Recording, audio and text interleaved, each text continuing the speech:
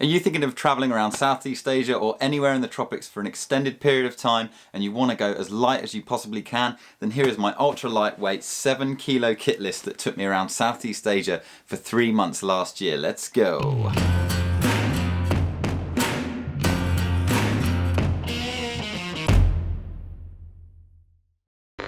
Hello long distance hikers and long term world travellers, Russ here bringing you the best tips and inspiration for hiking around the world. Okay, so this is my backpack with everything in it. My ultimate goal with packing everything was that I was going to be able to put everything in the overhead compartment of a plane. I didn't want to check anything in, I just wanted to get on the plane, put it overhead and get off without having to wait for any bags. There are some limitations to that, of course. If you're going trekking on your trip, you can't bring stove gas and you can't bring tent stakes because they're sharp. If you're going to bring those items, you're going to have to check this in, but the whole point of this video is that you don't have to check this bag in. I just wanted to be able to hop on a plane, get out of the airport and be able to hike up a mountain right off the bat. You can sometimes get away with bringing a trekking pole with you, but just be careful with security, they might want to take that off you as well. Okay, so in a minute I'm going to unpack this backpack and show you everything in it and show you exactly how I packed it, but first I want to show you everything that was worn weight. By worn weight I mean everything that I've classed as everything that I'm wearing on my person. So let's go through that now. Right, so the first thing that I was wearing was my Garmin Forerunner 35 GPS tracking watch. Fantastic little watch, did a review on this not too long ago. Really good to charge, lasts about 13 hours on a tracking mode, so you can't fault that. Really good watch to wear. For my clothes, while I was getting on flights and between countries, I was wearing this Dare to Be base layer. It's a 2-piece base layer with a bottom half and a top half. Super warm, really lightweight, dries really fast, really cheap. I think it only cost me about 15 quid from Go Outdoors. And I wore this a lot when I was getting on planes, when I was traveling on buses and everything like that. Kept me warm, especially on those cold nights up in the mountains. On top of that, I also wore a pair of very simple, very cheap running shorts. These are really good because they had a little zippy pocket on the back, so I could just put little things in there that I needed to keep to hand, so really good pair of shorts. Also on my person I was wearing a bum bag, and inside the bum bag, let me just show you now, was obviously my phone. Very simple, it was an iPhone 8 Plus. Keep my passport in there, also a set of tissues, headphones with a little headphone jack for my iPhone. Also had some lip balm for some obvious reasons, my inhaler. I'm very mildly asthmatic, so that's like a personal item. A pen so that I could write things down if I needed to, some hand sanitizer, and also my little Life Venture hiking wallet. So it's really light, dries really fast if it gets wet. Usually I just have cards in there, so yeah, fits in your pocket really nice as well. And obviously the bum bag too. So yeah, I pretty much wore this all the time. Very good. Always go traveling with a bum bag. And finally, what I'd class as worn weight are my New Balance Minimalist trail running shoes. I wore these every single day, whether it would be just on a day walking through town or whether I was hiking up a volcano. These were my main set of footwear that I used. What's really good about these is these are lightweight. You can bend them and shape them. You could stuff them in the front pocket of my backpack, which is really nice. Also, if they get wet, they drain and dry really quickly. They're also really comfortable. You can wear them barefoot. Because they're breathable, your feet don't smell. The first time I went traveling, I actually wore a pair of sandals instead. And because your feet is in direct contact with the rubber, you just get a really sweaty bottom of your foot and it really starts to smell. So these were definitely a very good upgrade from the sandals. Okay, so that's everything that I wore. Now it's time to go into the backpack and see exactly what was in here. So we'll start on the outside. This backpack is packed as if I was about to get on a plane and go to my first or my next destination. This is exactly how I would pack it. So because this is going into the overhead compartment of a plane, I didn't want anything that was really pokey or sticky outy on the outside. I just wanted to keep it very simple and very compact. So when I get on that plane, I've got everything in my bum bag that I really needed to hand. So when this is getting on the plane and I'm putting it in the overhead compartment, it's just easy to just pop up there and you don't even need to think about it. It's very simple. So on the outside, the first thing that I'd have is my sunglasses, just in case it got sunny between where I was staying and the airport. Next up, I'd have my flip-flops. These I'd just wear when I was at my destination and I was just kind of walking around wherever it was that I was staying, or if I went to the beach or something like that. Definitely good to have a pair of flip-flops while you're traveling. Next up was a little adjustable sun cap, just really small, really light, dries fast. It's a little bit worn, Starting to smell a little bit now. I could probably do with putting it in the wash, but really came in handy. And also on the back, you can actually take down the back of the cap and it will act as a sun visor for the back of your neck, which is really good. In the left hip belt pocket, there was also my little headlamp. So if I needed that, if I was arriving somewhere in the dark, occasionally you'd get into a cab from the airport, you'd go to an Airbnb and it's in the middle of nowhere. If it's really dark, at least you know that this is always in the left hip belt pocket. Okay, so that's everything that's outside of the backpack. Let's have an actual good overview of the backpack itself. This isn't your traditional style type of backpack. This backpack is actually designed for long distance hiking, for doing the long trails out in America like the PCT, the Appalachian Trail and the Continental Divide. That's what it's designed for. But I took a look at it and I was just like, this design is just perfect for traveling. It's got these really huge mesh pockets on the outside and on the front, on the sides. It's got really massive hip belt pockets on the front of the hip belt, so you can actually fit your iPhone 8 Plus in there. I mean, I use my bum bag, but if I don't want to wear that, it's able to fit an iPhone 8 Plus in there, so they're really good size, really comfortable to wear. It's got a sternum strap with a whistle on it. It's got really good size, really good thickness shoulder strap. It's got compression straps on either side of the backpack, which is also really good. But I have two favorite features about this backpack, and the first one is that it's made out of a material called Dyneema Composite Fabric, or DCF for short, and this fabric is ultra strong, ultra light, and it's also waterproof, so you don't need to worry about things inside your backpack getting wet. If it pours down with rain, all of your belongings are going to be completely fine in there. For extra measure, I do separate everything out inside my backpack into little dry bags, but that's mainly for compartmentalizing everything, so I know that this is my electronics bag, this is my clothes bag, and this is my wash bag. It's very, very simple that way. My second feature that I absolutely love about this is that it's got a roll down top, so that you can cinch it on the top with this one strap. You can also undo this strap and tie things to the top of the backpack. It's really, really useful, very versatile. It's perfect for long-term traveling, and because it's only 40 litres, you're not going to be compelled to overpack. You can just literally fit all that you need in here. I mean, there was even a little bit more room if I unrolled the top of this pack to fit some more things, but having a smaller backpack actually stops you from bringing way too much stuff. On the inside of the backpack, on the back, it's got actually two aluminium rods, which is kind of making it a little bit like a framed backpack, but you can remove those. It's very simple. You can't remove the hip belt on this, but it's totally fine. I can actually just strap it together and keep it behind my back, and it doesn't bother me at all. So overall, this backpack is fantastic for traveling. It's fantastic for hiking. You can also use it as a day bag or use it for day hikes, because you can actually change the height of this thing because it's got that roll down top. So yeah, overall for me, this is the perfect type of backpack for traveling with. So now we've had a look at the backpack, let's open up the top and have a look inside. Everything in here is packed exactly how I packed it. It's all in order, so as I'm pulling stuff out, take a note of what order I'm putting things in, because the way that you pack your backpack for traveling is going to make it feel more comfortable, it's going to make it feel lighter, and it's going to put less strain on your body. So yeah, take notes of that if you wish. It will probably help you when you're packing your own stuff. So without further ado, let's actually open this thing. So I'm going to unclip the buckle clip on the top and then remove them, and then do the two on the side just like this, and then you end up with this roll up top just like that. You can see there's actually a little bit more room. I could probably compress that into there, but let's put this on the floor and then I'll just start pulling things out. So a Velcro top, let's just open that up as it is.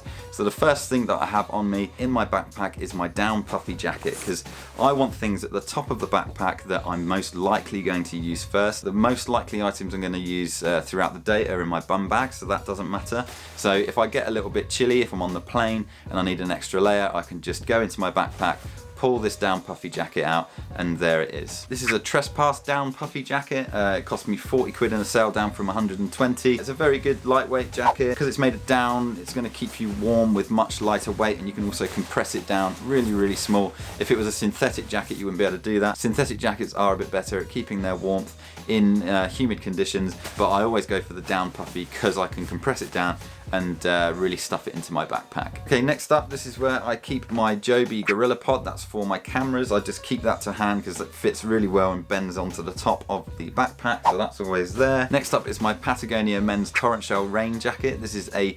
semi-waterproof breathable shell. I wouldn't say this is completely waterproof, but it did save my bacon in some light downpours. You can scrunch it down and tuck it right into the hood. It actually does have a pocket on the left side which doubles up as a stuff sack, but I find you can actually scrunch it down a lot tighter when you just do it like this. Very good jacket, 110 quid from an Ellis Brigham shop. So that's the rain jacket. Now we're diving further into the bag. So next up I have two dry bags side by side, and I have this orange one, and in the orange one it literally has all of my electronic-y bits. I'm just going to pull everything out so that you can just see it. So first up I have some spare drone wings for my drone. I have the charger for my Garmin Forerunner 35. I have the charger for my iPhone and my iPad. I have some elastic bands for tying up cables, which they were tied with. I have the charger for my power bank and for my camera, so that doubles up for two. I have a multi-adapter which has two USB 2 ports and one USB 3 port for ultra fast charging, so I really like this because you can just charge things super quick, really good. I have an SD card reader for my iPad. I have a very basic, very simple silver compass. When I get to the destination I'll buy my maps there, and then when I go for a hike, if the visibility is poor, this comes in very handy. It can save your life. Next up I have my camera, and this is a Sony RX100 in this little kind of carry case. Let me just open that up, and then on the inside is the RX100. Carry case actually has this little bottom bit which you can screw onto the bottom, and you can actually use that to keep it around your neck, which is really good. Let me just take that out to give you a quicker, closer look in more detail. So there we are, that's my camera, the RX100, and on the top I have these little windshield things that just stick onto the microphone, and it helps the sound as well, so that's really good. What I love most about this camera is that you can charge it via a USB port, so it can all be charged via a power bank and a little cable, so you don't need to worry about finding a mains, and you don't need a big power brick, which is really handy. It has a little flip out screen, it's got a very good mechanical zoom on it, it shoots 4K in like 30 or 60 frames a second. The picture on it is so crisp. This is what I used while I was traveling for all of my videos, as well as my drone, which I'll show you guys in a minute. But yeah, a really small, compact little camera, very lightweight for what its capability is. I bought this little camera in the John Lewis outlet for about 600 quid. It was practically half price, brand new. The box had been opened, but all of the stickers on the screen and everything, I think someone just got the wrong model or something like that. But yeah, fantastic little camera. Can't fault it except from the sound quality isn't so good. So yeah, very worth getting those little windshields for it. So that is my primary camera, fantastic little bit of kit. So back into the bag. So I have some extra spare little windshield things, very good to have. I have a little box with my SD cards in it, and also another one of these with a spare battery for the RX100. What's good with this is I can actually hear this thing rattling, so if I need to find them I can just rattle my bag and I can find it there. Gets a little bit annoying sometimes, but it's definitely worth doing. Little tip there. Also in here I have a Zoom H1 sound recorder. Because the camera doesn't have very good sound on it, if I'm doing a talking head video I'd actually use this along with the microphone that's sat on top, which is the Rode Video Micro, a very good little microphone, and that plugs straight into here, so that's what I use to get really good sound on the same camera, and then I'd sync them up in post, so that's really good to have. Another part of the camera rig setup that I'd have is this little kind of flash bracket, and what this would do is it would connect to the camera on the bottom just like this, and then I would have the sound recorder underneath, and then the microphone would be on top. It was a little bit fiddly, but once I had this set up on the Joby Gorilla Pod, it was kind of like I had a Meccano set for a proper fully fledged camera with a proper microphone. So yeah, that was the main camera setup. Next up I have a little tiny baggie with 4 AAA batteries in it, and that would be good for the Zoom H1 recorder and also my little headlamp that was in my hip belt that I showed you earlier. And lastly, in this little orange bag is my Anker PowerCore 13,400 milliamp hour power bank. This is the best power bank that I've ever purchased. I've actually done a full review which I'll put in a card just up there so you can watch that. The perfect little power bank for traveling, and it's got a really cool indicator on the front showing you how much power is in there. It's got Qualcomm Quick Charge, which is that green USB port right there. It takes a few hours for this thing to charge up, but once you've got it, it's really good for charging my phone, my camera, and my iPad. So this is definitely an essential item for my traveling stints. Okay, so that's the electronics bag sorted. Let's keep going through. In this dry bag, I have all of like my medical stuff and like my wash stuff. So first up, I have a Mountain Warehouse bug net, which is really good for keeping the mozzies off. If you're going for treks in the jungle and there's loads of bugs around, really good to have. Next up is a titanium spoon. So if you're out on the trail and you're cold soaking food and things like that, that. It's really good to have that for obvious reasons. Next up I have a little medikit. This has some plasters, some bandages, some antiseptic cream, and a couple of other bits. I think this cost me about £6 from a Cotswold outdoor shop. An essential item. I wouldn't go anywhere without a little medikit, and it's coloured red so you can find it easy and all that, so a really good essential item. Next up I have a little Ziploc bag. Inside that is a waterproof disposable poncho and some toilet paper. Next up inside the dry bag is another little Ziploc bag, and inside that I have like all of my medicines and things like that. There's a few bottles of liquid, so I want to keep those in this little bag as well. This is really good for keeping all my liquids in so I can get it through security. Let's have a look inside. So I have obviously some sun cream, which is a must. I have another little bag with some headache tablets and some hay fever tablets. I have some diarrhea tablets, some decongestion tablets, some eye drops, a set of water purification tablets, some codeine painkillers, some food poisoning antibiotics, some anti-worm tablets. It sounds really disgusting, but when you're eating out in these places and you're eating a lot of street food, it's better to be safe than sorry. A little plastic toothpick, a little pair of tweezers. Also, what I don't have in here right now is a little collapsible travel toothbrush and a travel size tube of toothpaste. Okay, moving on through the backpack. In the back panel pocket, which is where you should really keep a water bladder, but I use it for folding up this little folder and putting all of my important documents in there. So that's things like travel insurance, anything that I need, copies of my passport, copies of my bank cards and everything like that. So just nice to have a little plastic wallet. Okay, also in front of the back panel pocket is my iPad Pro. I use this bad boy for all of my video editing and everything like that. I could do it all on the fly. I could charge it through my power bank, and everything that I needed was on here. It's a 500 gigabyte or 512 gigabyte capacity one, so I didn't really need to have a external hard drive for this. They don't actually work on the iPad Pro. I'm going to do a video soon about how it was actually filming and editing with the iPad Pro and this camera and all the setup and all of the pros and cons of that. This actually saved me a lot of weight and a lot of time, as opposed to bringing a laptop with me, which was big and bulky. If I bought a laptop with me, I would have had to check the entire bag in, so it was definitely overweight, but the iPad Pro saved me on that. It did pretty much everything that I needed, except a few things that a laptop would have been very beneficial for, but like I said, this is a lightweight kit list, and the iPad Pro definitely fit the bill. On the front of the iPad Pro is a cover with a keyboard on the inside, and also I have a little hard case around the back to keep the iPad Pro safe and stop it getting scratched in my bag. Also, it gives it a little bit of added strength, so when I'm stuffing it in my bag, it doesn't bend the iPad or smash the glass or something like that. I also have a glass screen protector on the front of the iPad, which is very important. Okay, so next up is yet another dry bag. As you'll notice, I love compartmentalizing everything into dry bags. It really separates everything out and makes it handy for me. So yeah, let's take a look inside. This is probably the heaviest dry bag that I have. I could have obviously got on fine without the drone, and it definitely would have shaved off like 1.5 pounds, because added up, this thing is actually quite heavy. But yeah, let's take a look inside. So first up is the power brick. This actually has 2 USB ports on it, so that comes in handy for charging other stuff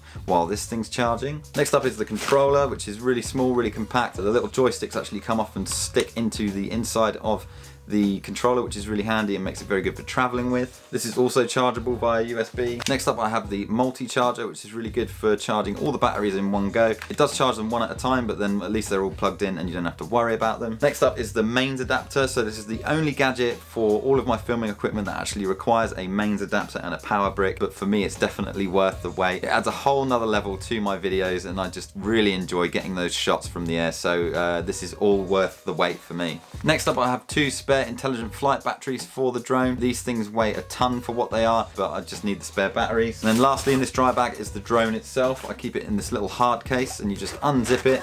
This is literally like tiny. This thing is so small for what it is. Let's take it out. This is the DJI Mavic Air drone. It just unfolds very simply, just like this. Take the front ones out. There's the antenna, and there it is. Just a tiny little drone. It's got the battery in there already. 3-axis gimbal. It's got parking sensors on the front, the back, and the bottom. I used to have a DJI Mavic Pro, but it was just too big and bulky. And when they bought this thing out, I couldn't resist. I just had to get my hands on it. There are new drones out there that do actually charge via USB, so I might look into buying one of those for my next drone, because I won't need to bring all of the power brick and everything. But for now, this thing has done me absolute wonders.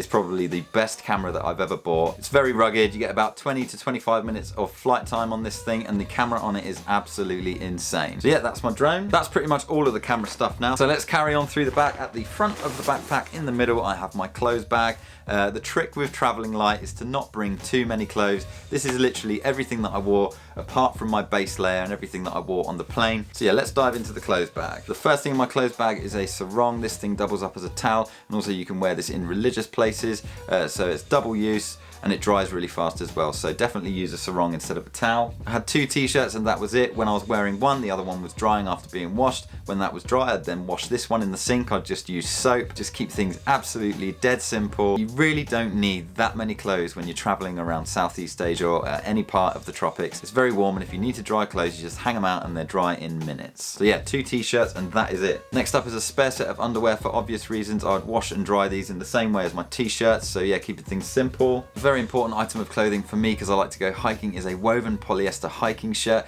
It keeps the bugs off, it stops them biting through the fabric, it dries really fast. I'd wear this on all of my hikes while I was out traveling. Very good item of clothing to have if you like to go trekking. Moving on, I have a spare set of sports socks, which is very good in the hot weather. And if things got a little bit chilly, I'd have a pair of merino wool trekking socks, which are just like a medium thickness, nothing too thick. You don't want your feet getting too sweaty, that will just cause blisters. I'd very rarely use these, but if I was going up a volcano or up a mountain where it started to get really cold, at about 3,500 meters, it's going to get really chilly. You won't be used to it because you've been in the warm weather for so long. So yeah, bring a pair of thicker socks just for that reason. And that is literally it for clothes. Just so simple, you really don't need that much. Okay, moving on, at the bottom of the backpack, I'd have a Neo Air X-Lite sleeping pad. This thing came in really handy for camping, or when I was on Everest Base Camp trekking Gorakshep, I'd have to sleep on the floor in one of the dining areas, so that came in handy then as well. This thing will keep you warm in cold conditions as well. So yeah, a very good little sleeping mat. Okay, next up is my Z-Pax Solplex tent. This thing is made out of Dyneema. It weighs about 400 and something grams. It's really lightweight, it's 1 ply.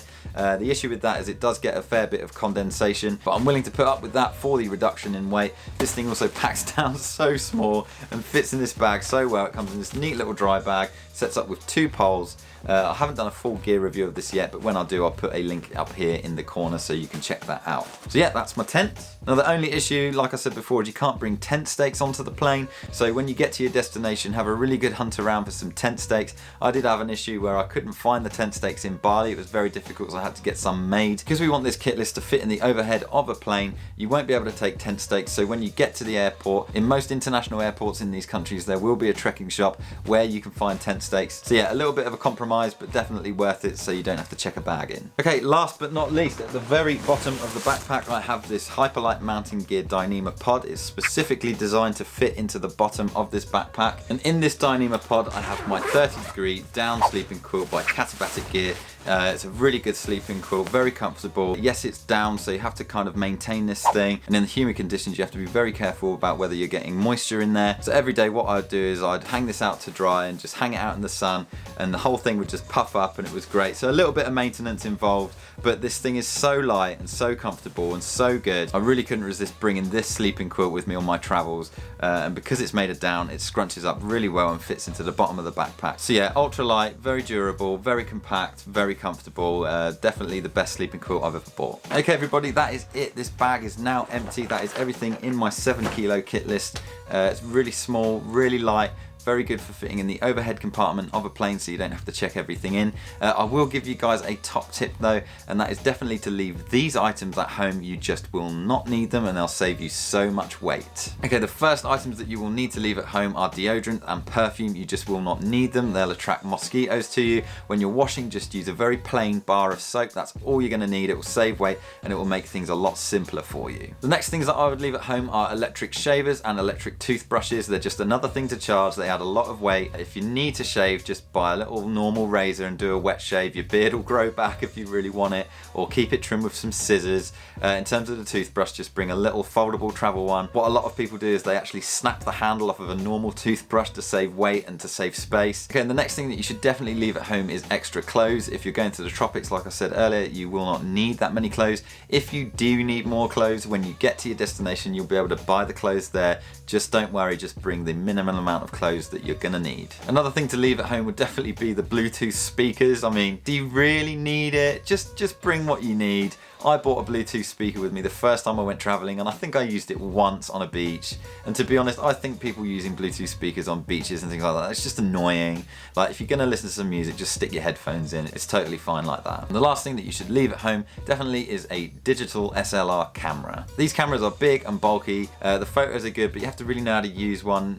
Definitely either just use your phone or use a compact camera. So the Sony RX100 was the best compact camera that I could buy at that time. But yeah, definitely just bring a phone and a little compact compact camera, that's all you're going to need. The best part about traveling light is that it saves space, it saves weight, you live a much simpler life, you live a much more minimalistic life, there's less to worry about, it's just a much better way to travel, and you literally have everything on your back that you own, and that's all you've got to think about. While you're traveling with you don't need to bring with you all of the complications that you had back home. You want to just ditch all of that and live a life as simple as possible. So traveling light definitely enables you to do that. At first it's a little bit like, oh god, I'm gonna need all of this stuff, what's gonna happen, like what if I need the hairdryer, what if I need the kitchen sink? Just don't worry about it.